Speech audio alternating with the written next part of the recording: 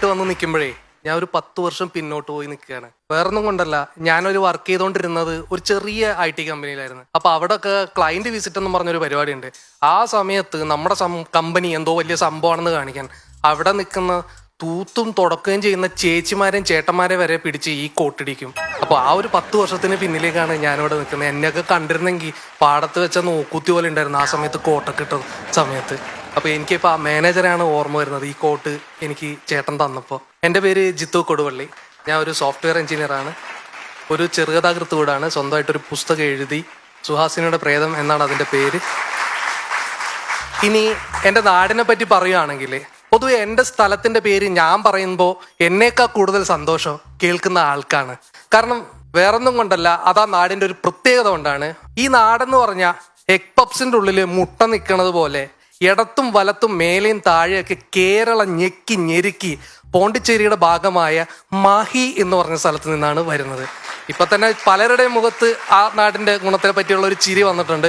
പൊതുവെ കേരളത്തിൽ അകത്തും പുറത്തും ഒരുവിധം എല്ലാവരും എൻ്റെ നാടിനെ പറ്റി അറിയുന്നത് രണ്ട് കാര്യത്തിലാണ്. ഒന്ന് മയ്യഴിപ്പുഴയുടെ തീരങ്ങൾ എന്നെഴുതിയ ആ ഒരു നല്ല പുസ്തകത്തിനെ പറ്റിയും, പിന്നെ മദ്യത്തിനെ പറ്റിയും. കേരളം ഗോഡ്സ് ഓൺ കൺട്രി ആണെങ്കിൽ എൻ്റെ നാട് ബാർസ് ഓൺ കൺട്രിയാണ്. കേരളം ടൂറിസത്തിൽ മുന്നേറുമ്പോൾ എൻ്റെ നാട് ബാറിസത്തിലാണ് മുന്നേറിക്കൊണ്ടിരിക്കുന്നത്. കാരണം വേറൊന്നും കൊണ്ടല്ല, അവിടെ ചുറ്റും സ്കൂളുകളെക്കാളും അമ്പലങ്ങളെക്കാളും കൂടുതലുള്ളത് ബാറും പെട്രോൾ പമ്പുമാണ്. അത്ര മദ്യസമ്പന്നമാണ് എൻ്റെ ഈ നാട്. അപ്പോൾ പിന്നെ മദ്യമാഹിയിൽ നിന്ന് വരുമ്പോൾ മദ്യത്തിനെ കുറിച്ച് തന്നെ ആയിക്കോട്ടെ കുറച്ച് കഥകൾ. എനിക്ക് ചെറുപ്പത്തിൽ മിലിറ്ററിക്കാരനാവണമെന്നൊക്കെ വലിയ ആഗ്രഹമായിരുന്നു. കാരണം ഈ വെടിവെപ്പും കാര്യങ്ങളൊക്കെ കാണുമ്പം ഞാനും പോയി വെടിവെക്കും, പാകിസ്ഥാൻ ശത്രുക്കളെ കൊല്ലും. അപ്പൊ അങ്ങനെയൊക്കെ ഇരിക്കുന്നു. പക്ഷെ ഇത് ഇച്ചിരി അധ്വാനമുള്ള കാര്യമാണെന്ന് മനസ്സിലായപ്പോൾ ഞാനതങ്ങ് വിട്ട്. അതിനുശേഷം നാട്ടിലെത്തിക്കഴിഞ്ഞാൽ മിലിറ്ററിക്കാർക്ക് കിട്ടുന്ന അതേ സ്നേഹം എനിക്ക് പല തവണ അനുഭവിക്കാൻ പറ്റിയിട്ടുണ്ട്. ഇപ്പൊ ഒരാൾ എന്നെ പരിചയപ്പെട്ട് കഴിഞ്ഞാൽ രണ്ടാമത്തെ തവണ കാണുമ്പോൾ സുഖമല്ലേ എന്നല്ല ചോദിക്കുക, ലീവിന് വന്നതല്ലേ, കുപ്പിയൊന്നും ഇല്ലേ. ഇവരൊക്കെ വിചാരം എന്ന് പറഞ്ഞാൽ 24 മണിക്കൂറും ഈ ഉപ്പിലിട്ട മാങ്ങ പോലെ നമ്മളൊക്കെ 24 മണിക്കൂർ ഈ മദ്യത്തിലിട്ട് വെച്ചേക്കാണെന്നാണ്. നിങ്ങൾക്കൊരു കാര്യം അറിയോ, ചുറ്റും 100 ബാർ ഉണ്ടെങ്കിലും നാട്ടിൽ നിന്ന് 2 തുള്ളി അടിക്കാനുള്ള യോഗ ഇതുവരെ എനിക്കുണ്ടായിട്ടില്ല. വേറൊന്നും കൊണ്ടല്ല, ഏതേലും ഒരു ബാറിലേക്ക് പോയി കഴിഞ്ഞാൽ ഒന്നുകിൽ ഏതെങ്കിലും കുടുംബക്കാരൻ്റെ വീടുണ്ടാവും അതിൻ്റെ മുന്നിൽ, അല്ലെ ഏതെങ്കിലും ഒരു കുടുംബക്കാരൻ്റെ കടയുണ്ടാവും അതിൻ്റെ മുന്നിൽ. അപ്പോൾ ഞാൻ ആ ബാർ നോക്കിയാൽ തന്നെ മതി വീട്ടിലേക്ക് കോള് പോവും. അവൻ അപ്പോൾ ഇപ്പൊ ബാറിലേക്ക് കയറിയോ എന്നൊരു സംശയം. പിന്നെ എല്ലാവർക്കും അവരവർ അഡ്രസ്സ് പറയാൻ വേണ്ടി വളരെയധികം പ്രൗഡും അഭിമാനമൊക്കെ ആയിരിക്കും. പക്ഷെ എൻ്റെ കാര്യത്തിൽ അവിടെ ഒരു പണി കിട്ടി. എൻ്റെ വീട് വലിയ വരിക്കാശ്ശേരി മഞ്ഞ അല്ലെങ്കിൽ പോലും ഒരു ചെറിയ വീടാണെങ്കിലോ അത് ഇത്തിരി ഒരു അഭിമാനത്തോടെ പറയാൻ വേണ്ടി എൻ്റെ നാട് എന്നെ സമ്മതിച്ചിട്ടില്ല. വേറൊന്നുമല്ല, എൻ്റെ അഡ്രസ്സ് ഇതാണ്: Jithu Koduvally, house number 216E, opposite Joy bar. ഇതിലും വലിയ ദുരന്തം വേറെ എന്തേലും വേണോ? ഈ ഒരൊറ്റ കാരണം ഉള്ളത് കൊണ്ട് ദിവസവും ഞാൻ ഉറക്കം എഴുന്നേറ്റ് വരുമ്പോൾ കണി കാണുന്നത് ഈ ജോയി ബാറിന്റെ ബോർഡും നിരത്തി വെച്ചിരിക്കുന്ന കുപ്പികളും ഇതൊക്കെ തന്നെയാ. ഇതിലും വലിയൊരു ഐശ്വര്യം ജീവിതത്തിൽ വേറെ എന്താണ് വേണ്ടത്? ഇതേ ഒരു പ്രശ്നം കൊണ്ട് ഏത് നാട്ടിൽ ഞാൻ ഏത് ജോലിക്ക് അപേക്ഷിച്ചാൽ എൻ്റെ റെസ്യൂമിന്റെ സൈഡിൽ എല്ലാം വായിച്ചു കഴിഞ്ഞ് എൻ്റെ ടെക്നിക്കൽ ക്വാളിഫിക്കേഷനൊക്കെ കഴിഞ്ഞതിന് ശേഷം അവസാന പേജിൽ എൻ്റെ അഡ്രസ്സ് നോക്കുമ്പോൾ എല്ലാവരും മുഖത്ത് ഒരു പുച്ഛം ഉണ്ടാവും. അവിടെയും ഉണ്ടാവും ഇങ്ങനെ മുഴച്ചു നിൽക്കണ ഓപ്പോസിറ്റ് ജോയി ബാർ എന്നൊക്കെ പറഞ്ഞാലും, ഇത്രയധികം പ്രലോഭനങ്ങൾ കണ്ണിന്റെ മുന്നിൽ ഉണ്ടായാലും എൻ്റെ അച്ഛൻ ഒരു തുള്ളി അടിക്കൂല. ഞാനതിപ്പോൾ പറഞ്ഞതൊരു കോമഡി ആയിട്ടല്ല, ഈ കാര്യം ഞാൻ തുറന്നു പറഞ്ഞില്ല, ചിലപ്പോൾ എന്നെ ഇന്ന് വീട്ടിൽ കയറ്റൂല, അതുകൊണ്ട് മാത്രമാണ്.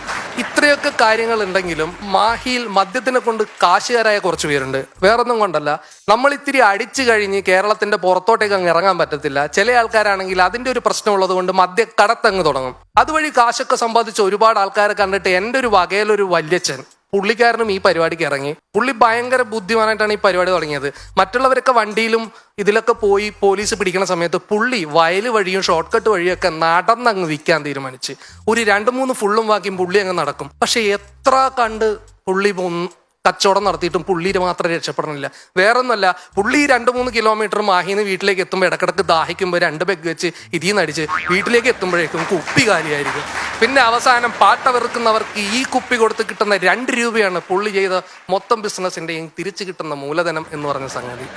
ഈ മദ്യത്തിന്റെ കഥ പറയുന്ന സമയത്ത് എൻ്റെ ഒരു കൂട്ടുകാരൻ്റെ കഥ പറഞ്ഞില്ലേ, അത് ഭയങ്കര ചെയ്ത്തായിപ്പം. വേറൊന്നുമല്ല, ബാംഗ്ലൂർ നമ്മൾ ഈ വീക്കെൻഡൊക്കെ ആകുമ്പോൾ അടിച്ച് സെറ്റായി നിൽക്കുന്ന ഒരു പരിപാടിയുണ്ട്.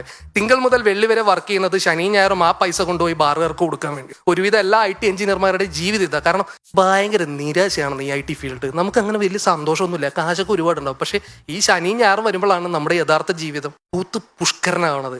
അപ്പൊ അങ്ങനെ ഇരിക്കുന്ന സമയത്ത് എൻ്റെ ഒരു കൂട്ടുകാരനുണ്ട്, ദിവസവും ഓരോ ക്വാർട്ടർ വെച്ചടിക്കുന്ന ആ പുള്ളി ശനി ഞായറാകുമ്പോൾ ഒരു ഫുള്ളിലേക്ക് മാറും. അവനിപ്പോ ഈ 2 പെഗ് 3 പെഗ് അടിച്ചു കഴിഞ്ഞാൽ ഇവന്റെ പഴയ കാമുകിമാരെയൊക്കെ 1 by 1 ആയി ഇവനിങ്ങനെ ഓർമ്മ വരും. അവരുടെയൊക്കെ നമ്പർ ഇവന്റെ കയ്യിലുണ്ടെന്നുള്ളതാണ് അതിലും വലിയ ദുരന്തം.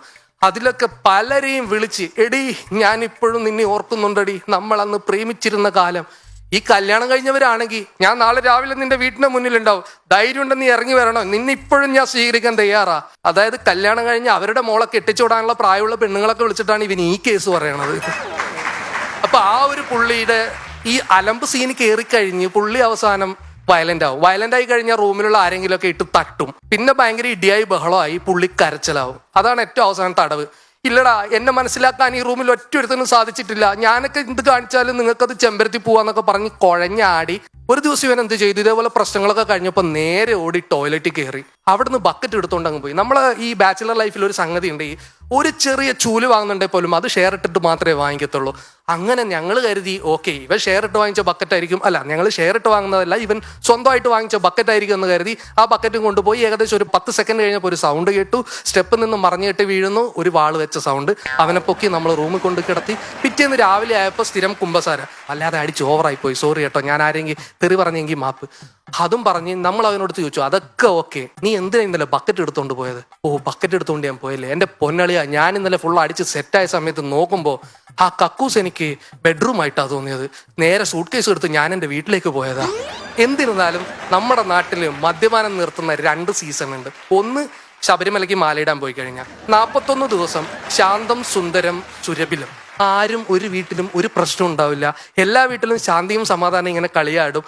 അന്ന് വരെ വൈകുന്നേരം പൂരപ്പാട്ടും പെണ്ണും പിള്ളയെ കുനിച്ചു നിർത്തി കൂമ്പിനിച്ചുള്ള നിലവിളികളുള്ള വീട്ടിൽ വെറും അയ്യപ്പ ഭക്തി ഗാനങ്ങൾ മാത്രമേ കേൾക്കൂ. അപ്പൊ വീട്ടിൽ പെണ്ണുങ്ങൾ ഒരു കാര്യം പറയും, ഈശ്വര 365 ദിവസം ഈ അയ്യപ്പനെ ഈ പുള്ളിനെ വിളിച്ചു കഴിഞ്ഞിട്ടുണ്ടെങ്കിൽ എന്തോ ഒരു സമാധാനം ഉണ്ടാവും വീട്ടിൽ. ആ സമയത്തെങ്ങാനും നോബൽ പ്രൈസിന്, സമാധാനത്തിന് നോബൽ പ്രൈസ് കൊടുക്കുന്നവര് ആ വഴി പോയിട്ടുണ്ട്, എല്ലാ വീട്ടിലും കിട്ടും സമാധാനത്തിലുള്ള ഓരോ നോബൽ പ്രൈസ്. പിന്നെ രണ്ടാമത്തെ കേസ് എന്താന്ന് പറഞ്ഞാൽ പെണ്ണ് കാണുന്ന സമയം. എന്റെ ഒക്കെ കല്യാണം നടക്കാൻ പെട്ട പാട്. മാഹിയിലാണ് പയ്യന്റെ വീടെന്ന് പറഞ്ഞു കഴിഞ്ഞാൽ ഒരു നോട്ടമാണ് ബ്രോക്കർ. അവരെയും കുറ്റം പറയാൻ പറ്റില്ല. ഈ പഞ്ചസാര ഭരണിയിലേക്ക് വീണ ഉറുമ്പ് ഒരു തുള്ളി പഞ്ചസാര കഴിക്കൂല എന്ന് പറഞ്ഞാൽ ആരേലും വിശ്വസിക്കുമോ?